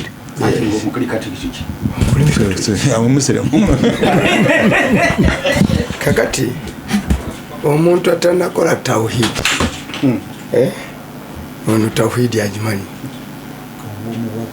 obumu bwa Katonda munyawo twawukana omugamba basatu bazayinza okujjako omuzinda omumu basatu neffe twakola tawhid wahid omu omanye ebiina difference bino ffe neggulu tulikkiriza awe twawukanira kati tosobola kugenda agamba biri byonna bikkiriziganyibwako point of difference ye trinity please eyo debate mwaligirese bano batandika debate babagala kulwana ubona nga atandise nga toyina mugo biveeko kati bwe natandika okumunyonyola nti ebintu bitegeera bigenda kuba bikonde kati gwe muleke sabe botutwala obawulira gye baafuna ekizibu kakati ono naye ayina ekizibu kyokutegeera kakati omuntu atanayawula bumu bwa Katonda tosobola gwe n'empagi z'obusiraamu n'eza faith tebikwatako oba ntegedde bino byonna otola shahada bino ebyokugaa nti nzikiriza mu 5 pillars kusiiba poteya kakati newaffe okukkiriza obukatoliki byonna ne bwoba obimanyi kasita tubeera nga tetwakubatiza poteya kakati bana batali babatize tribal chiefs nga babadde n'omugisa to govern for 40 years 50 years teba shading angle of tribalism. What moral standing rubekangabiriza okutandika okupreachinga pan-Africanism? I mean, let's talk. Tona graduating na kulowooza tino obuyinza ne bebuva kuggwe busobola okugenda ku Rwomushana in the minimum. Era olowooza nti Mungu ne bwanjijamu omwoyo kyokolerera tabani lyange lino linzirire. Baba tabaddeeyo bagenerozi abasinga bonna bava kaalo kamu. Bw'otuuka Katonda gy'akuwadde ng'ogaba emirimu ogigaba ku kaalo kamu. Kati ogamba otyano ng'enkya tukamanyira ku kaalo Africa abaddugavu wano tulina ebizibu. Please, you are still a primitive chief. Toina space yona o preaching la pan-Africanism. Nze mulaba nnyo ng'abyogirako. N'engamba nti naye omanyi obulokozi bwa Kanaabi wali yayogerera eri avako hadisi ebikolwa byo bikujuliza oba you are just a pretender. Ekyo ne kiggwa. So can the generation of Museveni n'abafaanana nga bo abafuza Africa for some time nga bebakuta obuyinza internally mu small chiefs bali as tribal as village chiefs, can they be of useful ku liberating Africa? Ekyo kimu betwali tukula Kanaabi ono omutima gw'opita gwakulya mukisa naye emmotoka ezaffe zaali zakekwa nga tulega nti leero ne bugwa emmotoka y'emigaati neegwa eba yakagwa bwati neya soda nayo neegwa nga musabira zonna zigwe mwali mukazi nga musaba za migaati feza koko abamutwale kituuza ngayikako nekibona era tuli awo erusi nga tumanyi n'okwegira emmotoka okwesooka eyeyiseewo eyo yange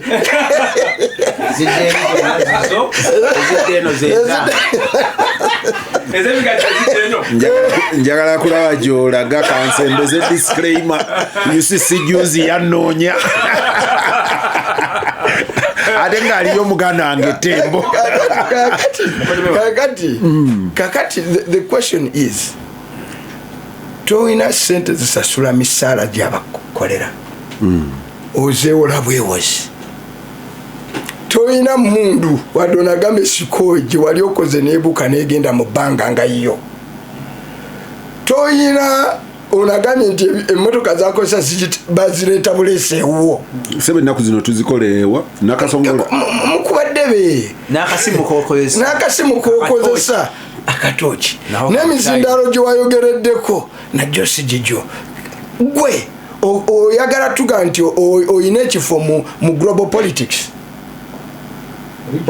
region arwanira sea rights okujjako ng'oliyo nga bahuthi bwe bagira nti bahuthi bakutte wali America negaa nti mbalaba ekyo bakiyita thinking mu luzungu sagagamba mu luzungu bagiyita solilokwe thinking aloud kati the problem Kanaabi kivuddeyo yamugambye nti oyo bali be baga nti oketulidde ebi thinking aloud katudde ku byekaalo owamanda simusasule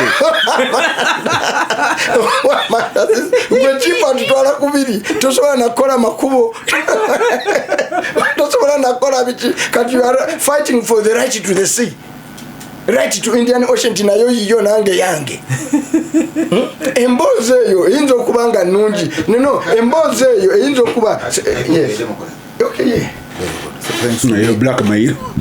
thanks for being a good boy. I think the question is on strategic security, not the right of the individual state access to the sea. Why don't we look at the idea for the future of Africa? It does not oba muwanga yandiba oba muzukulu we 10. Why don't you want to look at that idea?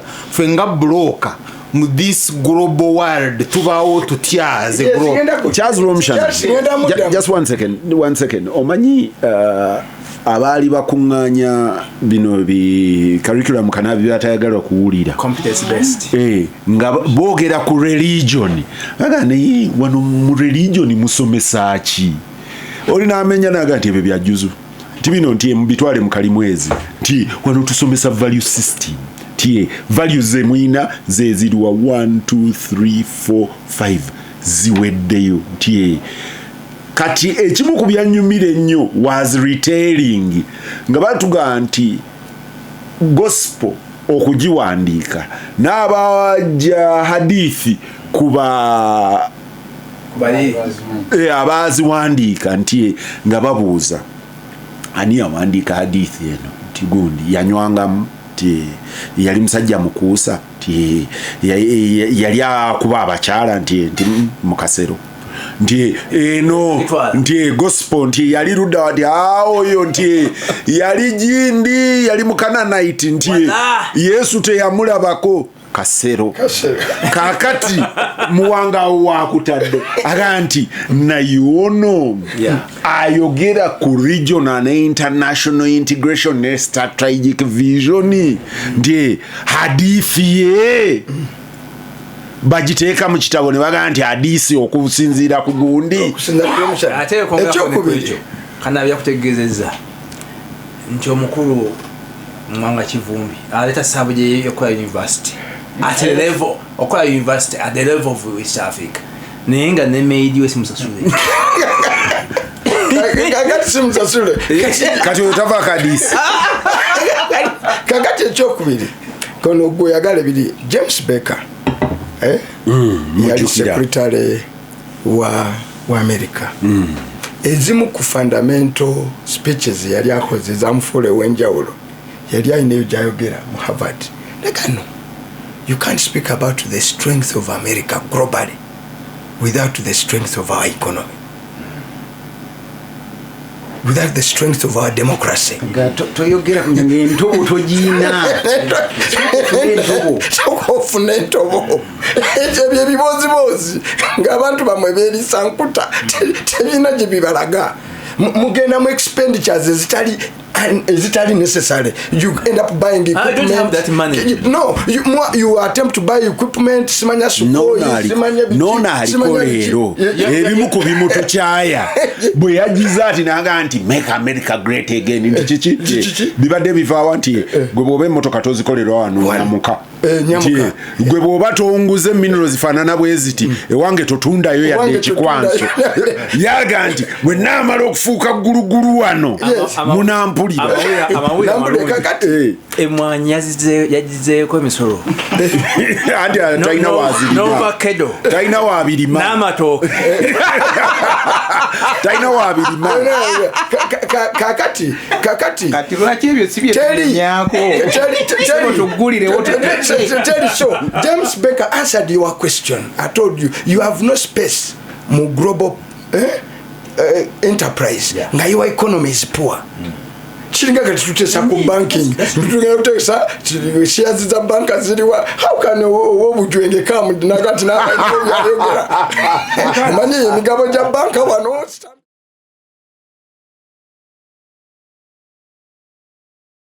Gasimbagane ne bannamawulire Radio Simba Peter Kibazo mu studio zigikwanjulira eddakiika ezisembayo eza programu eno.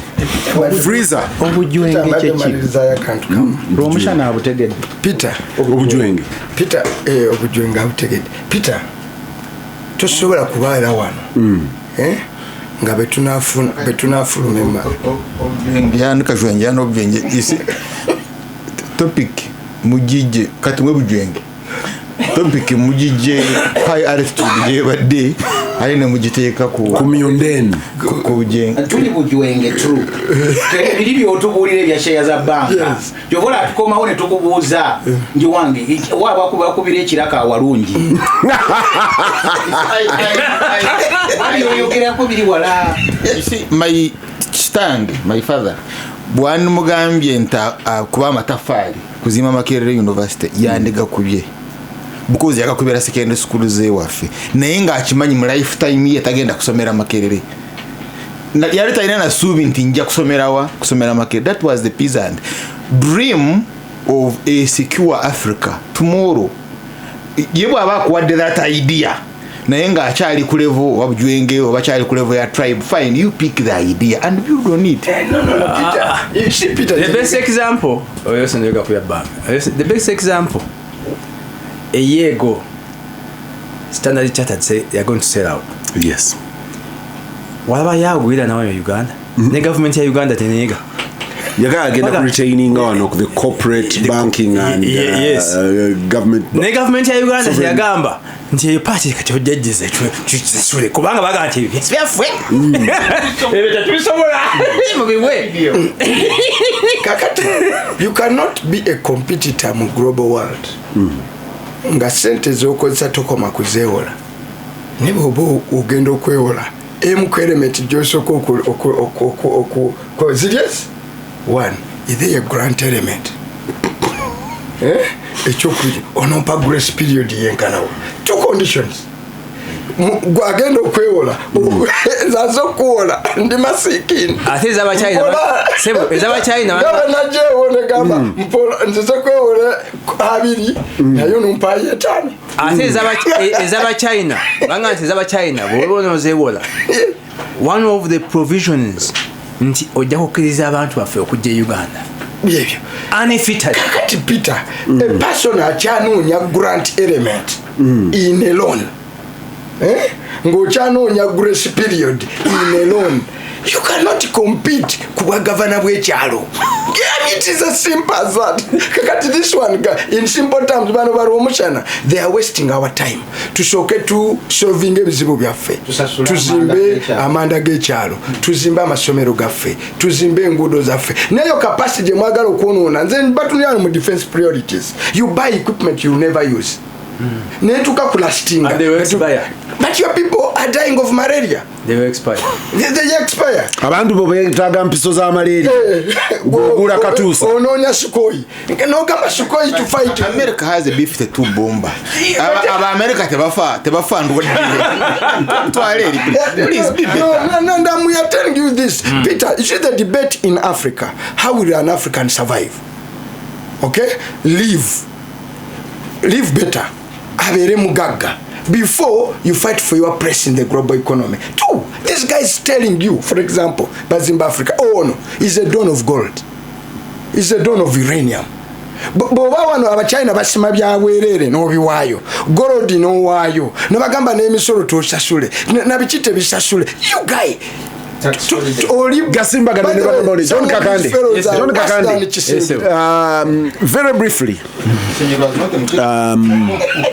ani abavubuka ba Kenya babiri batukoze ekigambo oli abakwata n'abasiba n'abanyweza bwe batuuka eri bafuuka nga ngugi banyumiza emboozi bafuuka nga ngugi bw'atuuka mu kkomera buli ke yalabayo yawandikanga ku toilet paper ekiboozi nadda n'akinyumya freezer ne component ya fridge in an election in a country where someone comes and says wait a minute you have mujitani elite guard yamwe tie ine komera tie bwe twabazeebazeemu balina abantu 15 n'omusobyo from all nations nalabye otafiire nga yeekunkumula ekisooka nti teriyo muganda wange naye ne bwe yandibaddeyo omuntu yennaye naaliyo aliyo mu bukyamu eryegwe yogerako wembalala very briefly just comment about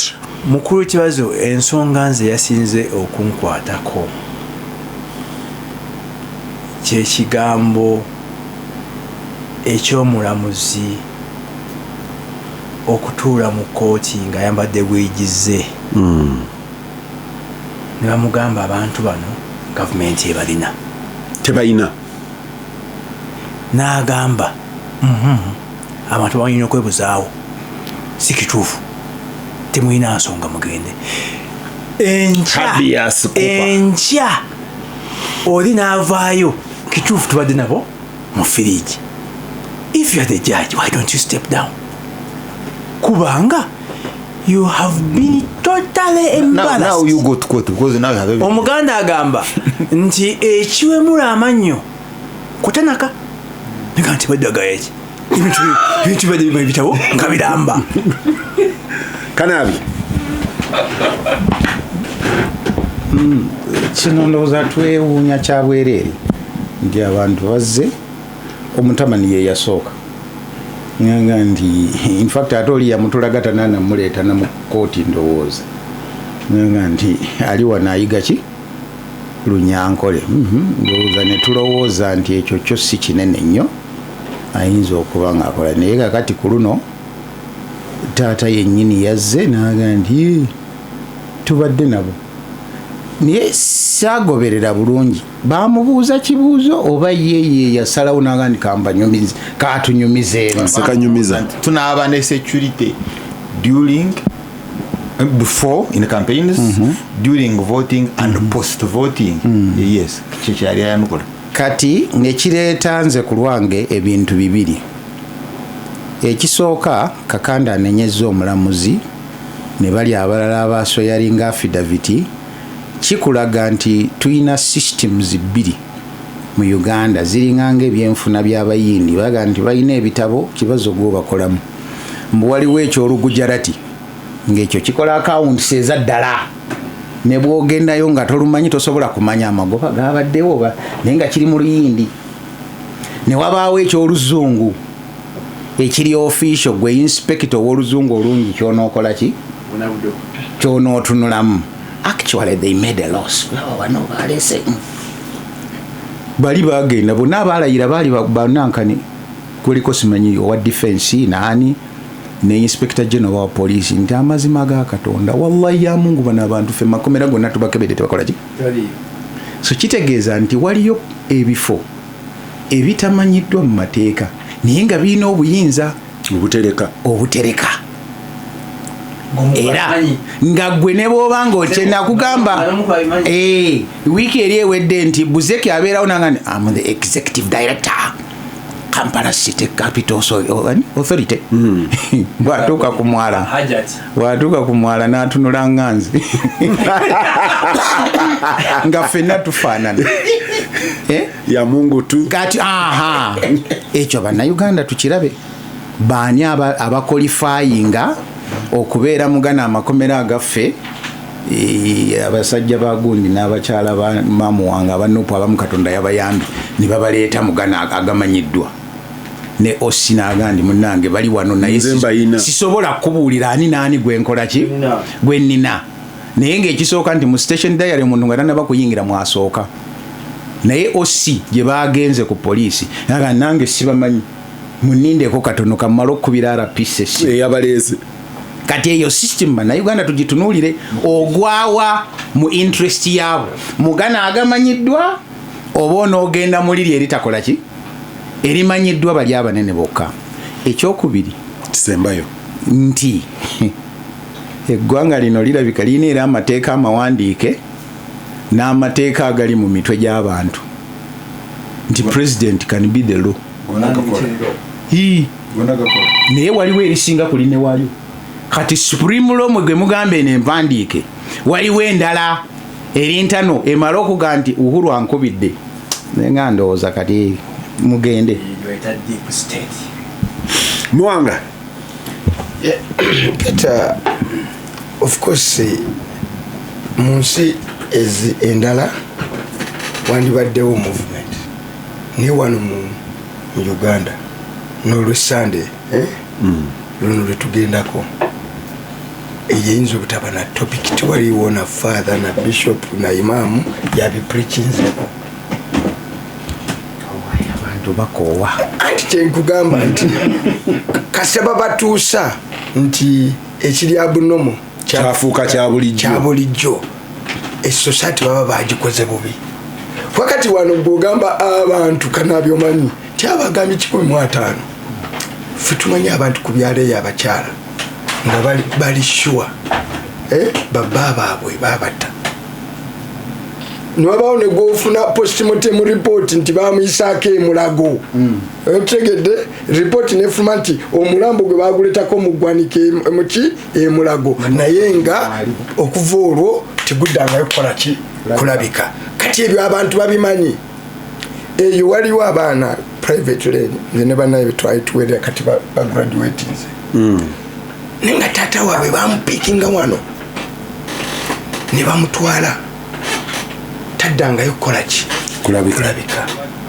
We've been working with some people kati abaana bagraduatinze I think last born yagenze mu university but bo kati bwebagamba 15 nti bali mu fridge tebesika they speak about okubulawulya abantu so nakunyumizaako olumu nti lwe naliko ng'omukulu agamba atone geno abone kati just call Kaine Rugaba make sure those ones disappear like that naye nga atone geno ali wano now kati bomanyi nti omuntu look Kasese in broad daylight bantu babaleese bali naked ku biroole n'oleeta ekiroole enalufeenya nga bantu bali bwereere jo lwabalamu twagenze tuka mu komera ng'empingu ziri kubaki ku bantu already ali mu komera n'empingu kwekola ki kweri you were people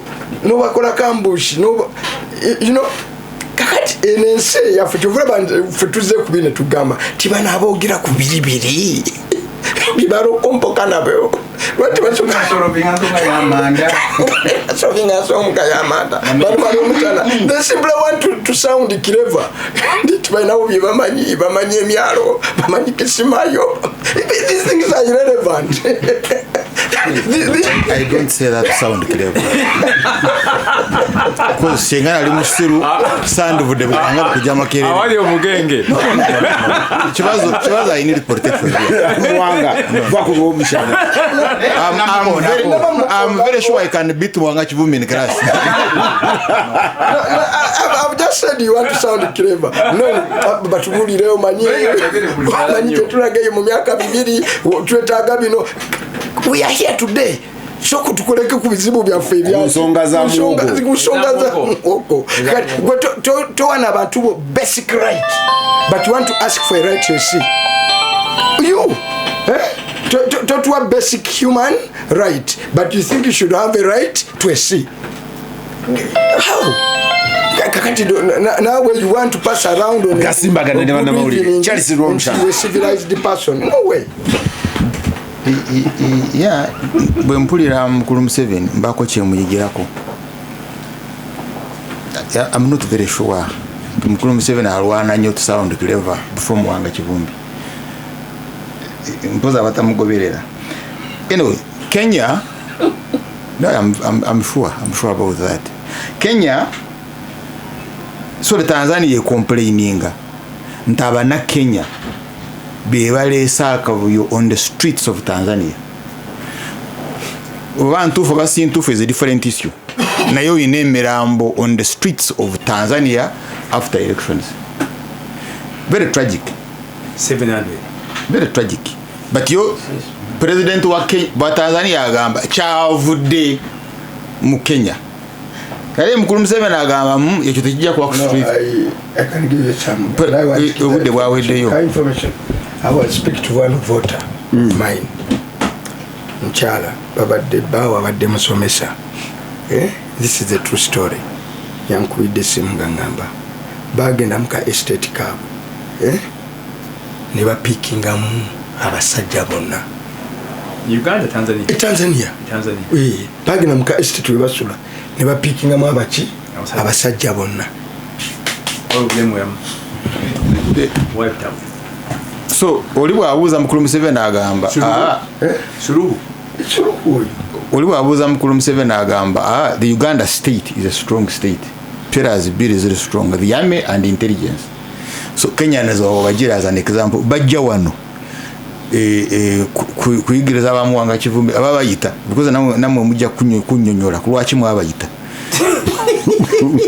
The NRA has dealt with Abaja. You have put them on notice. NRA has already dealt with bali babadde mu freezer. Abaja be mwayita bali mu fridge. Babadde mu fridge. But namwe ababayita bagenda mu freezer.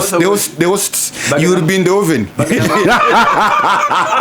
That will be because the NRA intelligence is very robust. Chobora banoli ayagende Kenya besije kuyiga. Nakubategeka mutirete knowledge intelligence ya Uganda ya mujjayo before you land tujja kujja so there is capacity